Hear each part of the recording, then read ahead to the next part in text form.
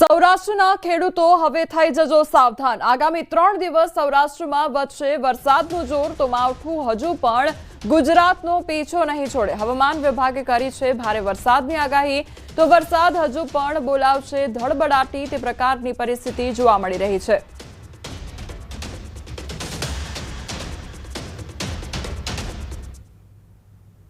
सौराष्ट्र कच्छ में अगले 3 दिन के लिए very heavy rainfall orange warning के साथ अगले 3 दिन के लिए दिया गया है। 29, 30 और 31 अक्टूबर आइसोलेटेड प्लेसेस में वेरी हैवी रेनफॉल होने का संभावना रहेगा।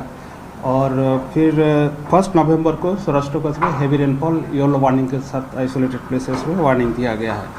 अगले 5 दिन के लिए thunderstorm warning 30 to 40 kilometre wind speed के साथ वार्निंग इशू है।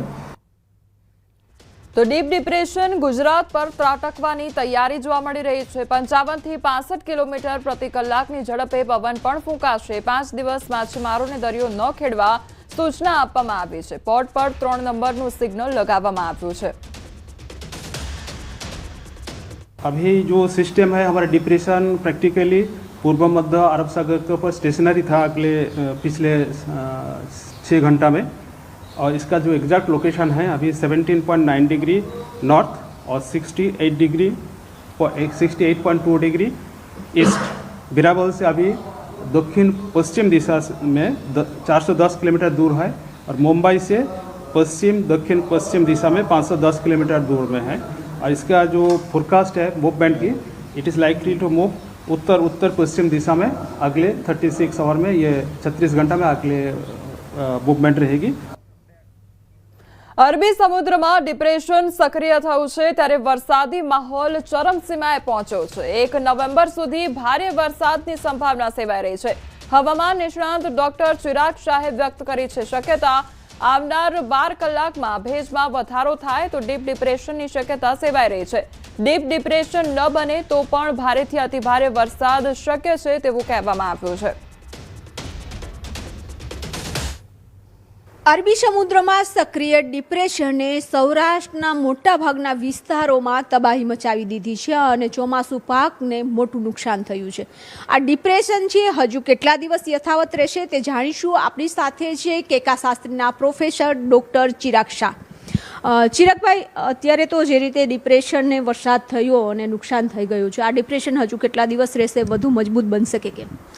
ડિપ્રેશન અત્યારે હાલમાં જે આપણા સૌરાષ્ટ્રના કાંઠાની આસપાસના વિસ્તારમાં છે, એટલે આ ડિપ્રેશનને ડીપ ડિપ્રેશનમાં થવાની સંભાવના અત્યારે હાલના સંજોગોમાં થોડી છે।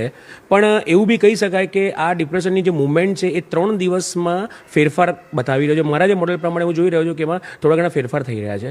તો એવું કહી શકાય કે આ ડિપ્રેશન થોડુંક પાછું નીચે મતલબ મુંબઈ સાઈડ જશે અને પાછું 1 તારીખે ઉપરની સાઈડ એટલે ઈસ્ટ ટુ વેસ્ટની દિશામાં આવવાની સંભાવના તે જોઈ રહ્યા છે। એના અનુસંધાનમાં એવું કહી શકાય કે ડિપ્રેશનમાંથી ડીપ ડિપ્રેશનમાં 31 અને 2 તારીખની રાત્રે કદાચ ડિપ્રેશનની અંદર ડીપ ડિપ્રેશનમાં જવાની સંભાવના અત્યારે હાલના સંજોગમાં લાગી રહી છે। પણ આવનારા 12 થી 14 કલાકની અંદર અત્યારે ગુજરાતમાં જે વરસાદનો માહોલ જામી રહ્યો છે, હવે એની અંદર એને કેટલો મોઇસ્ચર ગેઇન મળે છે, એને દરિયાની સપાટીમાંથી કેટલો મોઇસ્ચર મળે છે એના પર ડિપેન્ડ થશે કે ડીપ ડિપ્રેશનમાં જશે કે નહીં। પણ હાલના અનુભવ પ્રમાણે ડિપ્રેશન થવાની સંભાવના અત્યારે લાગી રહી છે। જેના અનુસંધાનમાં એવું કહી શકાય કે આવનારા 3 દિવસમાં એટલે 30 આજની તારીખ 31 અને 1 નવેમ્બર સુધીમાં ગુજરાતના તમામ વિસ્તારોમાં વરસાદ રહેશે અને લગભગ દક્ષિણ ગુજરાત, સૌરાષ્ટ્ર અને મધ્ય ગુજરાતમાં અમદાવાદ, ખેડા, આણંદ બધામાં ભારેથી અતિભારે વરસાદ થવાની સંભાવના 1 નવેમ્બરના દિવસે અત્યારે હું મારા મોડેલ પ્રમાણે જોઈ રહ્યો છું। હવે આ સિસ્ટમની અંદરનો જે આખો જેનો પાથ રૂટ છે એ પ્રોપર જે સાયક્લોનિક પેટર્ન પ્રમાણે જોઈ રહ્યા છીએ આપણે। એટલે સાયક્લોનિક પેટર્નમાં સમટાઈમ એવું થતું હોય છે કે એની હવાના વેગના કારણે એ થોડી ઘણી દિશાને એનો વાવડ બદલતો હોય છે। એટલે એ પ્રોપર પ્રમાણમાં જો સાયક્લોનિક ફોર્મ ની જે સંભાવના થવી જોઈએ એ સંભાવના પ્રમાણે જઈ રહ્યો છે। પણ એકચ્યુઅલીમાં અત્યારનું જે સ્ટેબલાઇઝેશન એનું થોડું જોઈ રહ્યા છે કે થોડુંક સ્ટેબલ ઠંડુ પડી ગયું છે। પણ હવે હું કહું છું ને કે આવનારા 12 કલાકની અંદર જો એને પાછો ભેજ પ્રોપર મળે, એને મોઇસ્ચર કન્ટેન્ટ વધારે મળશે તો ડેફિનેટલી એ ડિપ્રેશન અને ડીપ ડિપ્રેશન થવાની સંભાવના છે। હા, અને આવનારા 3 દિવસની અંદર આ જો સિસ્ટમ ડિપ્રેશન કે ડીપ ડિપ્રેશનમાં નહીં જાય તો પણ આપણા ગુજરાતના દક્ષિણ ગુજરાત, સૌરાષ્ટ્રનો કાંઠો, સૌરાષ્ટ્રના તમામ સૌરાષ્ટ્રના વિસ્તારો તમે લઈ લો, દેવદ્વારકાથી લઈને છેક જુનાગઢ સુધી બધા વિસ્તારો લઈ લો, અને મધ્ય ગુજરાતની અંદર આણંદ છે, આપણે અમદાવાદ છે, કપડવન છે, ખેડા છે, આ બધાની અંદર ભારેથી અતિભારે વરસાદ 1 નવેમ્બર સુધી થવાની પૂરેપૂરી સંભાવના 100% છે। તો વધતા માવઠાઓને લઈને હવામાન નિષ્ણાંત ડોક્ટર ચિરાગ શાહે જણાવ્યું કે ક્લાઇમેટ ચેન્જની અસરથી મોસમી પેટર્નમાં મોટો ફેરફાર આવ્યો છે. અરબી સમુદ્ર વધુ સક્રિય બન્યો છે. છેલ્લા 5 વર્ષમાં અરબ સાગરમાં ચક્રવાતોની સંખ્યા પણ વધી છે. આ સિસ્ટમ બનવાનું કારણ શું? કારણ કે એક વેસ્ટર્ન ડિસ્ટર્બન્સ, બીજી બાજુ તો બંગાળની ખાડીમાં વાવાઝોડું હતું, એ પણ હવે લો પ્રેશરમાં પરિવર્તિત થઈ રહ્યું છે. એટલે આ બધી ત્રણ જે સિસ્ટમો છે એની ઇફેક્ટના કારણે આટલું મોટું સિસ્ટમ બની છે અને તેના કારણે નવેમ્બર મહિનામાં આટલું મોટું માવઠું થઈ રહ્યું છે. આટલા વર્ષોથી આપણે માવઠા જોતા હતા કે માવઠા જે બી આવતા હતા એ લગભગ 1 કે 2 દિવસના હતા.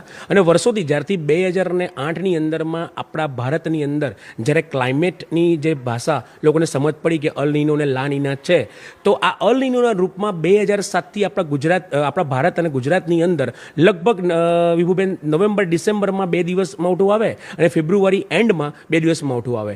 એ માવઠાની અંદર હવે આખી વરસાદની હેલી આવવા માંડી, સિસ્ટમ સક્રિય થવા મળી, વાવાઝોડા થવા મળ્યા. આની પાછળ ક્લાઇમેટની પેટર્ન જવાબદાર છે, ક્લાઇમેટ ચેન્જ જવાબદાર છે, ગ્લોબલ વોર્મિંગ જવાબદાર છે. આપણે ઘણી વખત ચર્ચા કરી ચૂક્યા છે. અને હવે 2017થી જે 2024માં જે દર વર્ષે કે 2 વર્ષના અંતરમાં આપણા ગુજરાતના કાંઠે જે વાવાઝોડા એ બધા આરબ સમુદ્રમાંથી આવ્યા છે. એટલે હું એવું કહેવું છું કે જે છેલ્લા 74 વર્ષનો જે આપણો ભારતનો ઇતિહાસ કાઢીએ એની અંદરમાં જે 2000ની પહેલાંના જેટલા બી વાવાઝોડા હતા એ લગભગ 10 કે 15 વર્ષે ફોર્મ થતા, એ બધા બંગાળના ખાડીમાં ફોર્મ થતા હતા. અને પહેલી વખત એવું છે કે 2017થી બધા જ વાવાઝોડા આરબ સમુદ્રમાં ફોર્મ થાય. એની પાછળ એક જ કારણ છે કે દરિયાની સપાટી વધી રહી છે, દરિયાનું પાણી વધી રહ્યું છે, ગ્લેશિયર ઓગળી રહ્યો છે, જેના કારણે આરબ સમુદ્ર બહુ એક્ટિવ થઈ ગયો છે. અને આ આરબ સમુદ્ર એક્ટિવ થવાના કારણે આવી નાની મોટી સિસ્ટમો સક્રિય કરીને દર મહિને આપણે જોઈ રહ્યા છીએ કોઈ નાની મોટી સિસ્ટમ આવીને ગુજરાતની અંદર વરસાદ કરે છે અને બચારા ખેડૂતોને હેરાન કરી નાખે છે. હવામાન નિષ્ણાંતોનું તારણ છે કે આ સિસ્ટમને કારણે 1 નવેમ્બર સુધી ભારે વરસાદ છે ગુજરાતના અનેક જિલ્લાઓમાં થશે. કેમેરામેન